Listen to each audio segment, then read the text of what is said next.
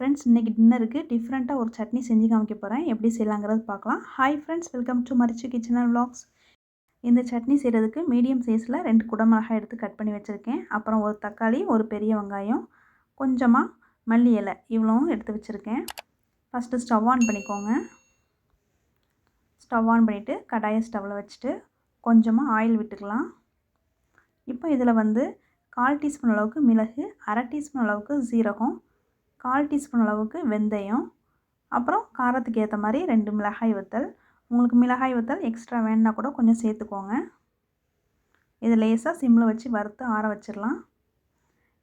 Next இதே கடாயிலே கொஞ்சமாக எண்ணெய் விட்டுட்டு நம்ம கட் பண்ணி வச்சுருந்த வெங்காயத்தை இதோடய ஆட் பண்ணிவிட்டு வதக்கி விட்டுடலாம்.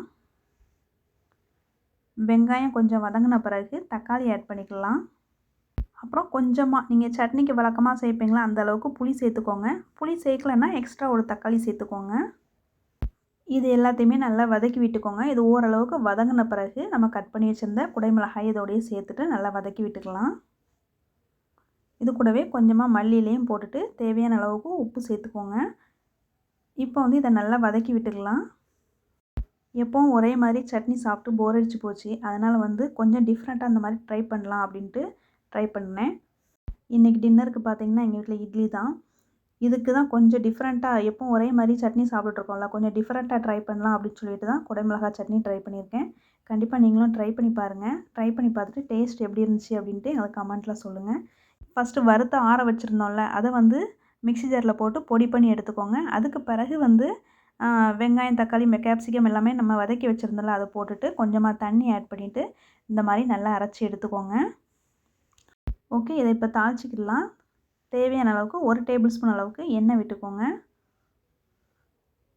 சட்னிக்கு உங்களுக்கு காரம் நான் கம்மியாக தான் சேர்த்துருக்கேன். உங்களுக்கு ஜாஸ்தியாக வேணுன்னா எக்ஸ்ட்ரா 1 மிளகாய் இல்லைன்னா 2 மிளகாய் நீங்கள் ஆட் பண்ணிக்கோங்க.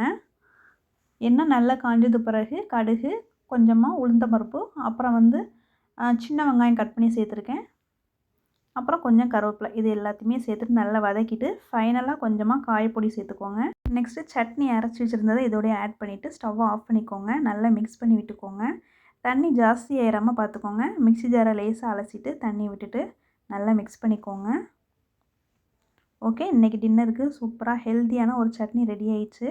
ஃப்ரெண்ட்ஸ், கண்டிப்பாக அந்த சட்னி நீங்கள் ட்ரை பண்ணி பார்த்துட்டு எப்படி இருந்துச்சுன்னு கமெண்ட்டில் சொல்லுங்கள். என்னுடைய சேனலை நீங்கள் ஃபர்ஸ்ட் டைம் பார்த்துட்ருக்கீங்கன்னா மறக்காமல் சப்ஸ்கிரைப் பண்ணிவிட்டு பாருங்கள். நான் மறுபடியும் வேறு ஒரு ரெசிபியில் உங்களை மீட் பண்ணுறேன். இது வரைக்கும் நீங்கள் வீடியோ வாட்ச் பண்ணதுக்கு தேங்க்யூ.